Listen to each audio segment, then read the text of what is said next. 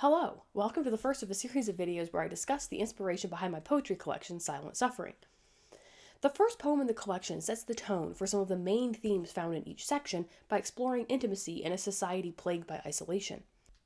Pain and love are often described as the most fundamental elements of reality, and they collide in the human experience of intimacy. Intimacy can be beautiful, but it can also be brutal. Because intimacy requires both mutual emotional vulnerability and trust, it is difficult to know when intimacy is real. Is intimacy real or an illusion? This is a fair question because the answer is far from obvious. A scene from the movie Good Will Hunting illustrates the necessity of trust and intimacy. And then we get to choose who we let into our weird little worlds. You're not perfect, sport. And let me save you the suspense. This girl you met, she isn't perfect either. But the question is whether or not you're perfect for each other. That's the whole deal.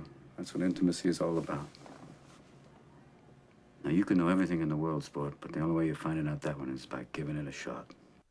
This scene shows how if you don't believe intimacy is real, you'll never experience it.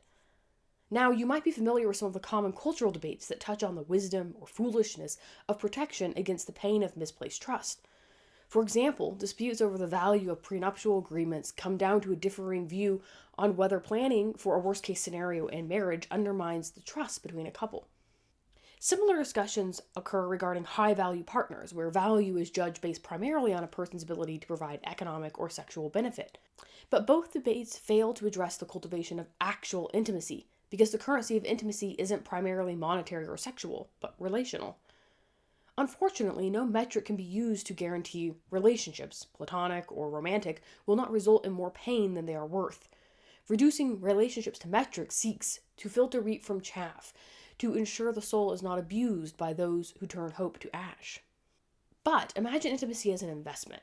First, to gain the possibility of accessing the experience of intimacy, the investor must make an upfront investment of, say, $100. Then he may experience intimacy or a carefully crafted illusion.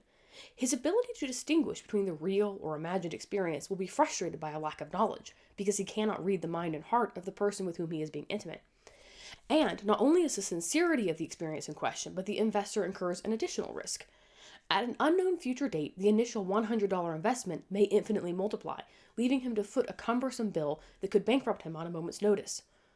Of course, this is bad investment because it is impossible to clearly define the transaction. The investor doesn't know if or when he received the benefit he bargained for, and he cannot estimate his potential loss. Intimacy is, on paper, a terrible investment. But intimacy doesn't deal in material resources. True intimacy deals in the abstract currency of the human spirit itself. Prenuptial agreements or the search for high-value partners are mitigation strategies against the possibility of experiencing pain or hardship, but they don't address how to nurture intimacy. So what creates true intimacy? Unfortunately, intimacy cannot be created by one person. While one person can guarantee the destruction of intimacy, that same person cannot guarantee its creation. This is why intimacy and human relationships operate as pure risk that require a degree of faith. Seeking to cultivate intimate relationships could come with a return on investment, but this return is far too speculative for rational judgment. Pure logic justifies avoiding intimate personal relationships entirely, but this cynicism comes with an unseen cost. By rejecting risk and relational faith, people forfeit not only the possibility of reward, but also the character that comes with voluntarily accepting pain to strive for the best life has to offer. Pain is simply the price we pay on earth to possibly experience love and beauty. Intimacy and pain may be inseparable, but so too are intimacy and love. For those who seek intimacy in its purest form, love is ultimately worth the fire through which relationships are born. Thanks for watching. If you enjoyed this video, like and subscribe for more, and follow the links in the description to connect on other social media.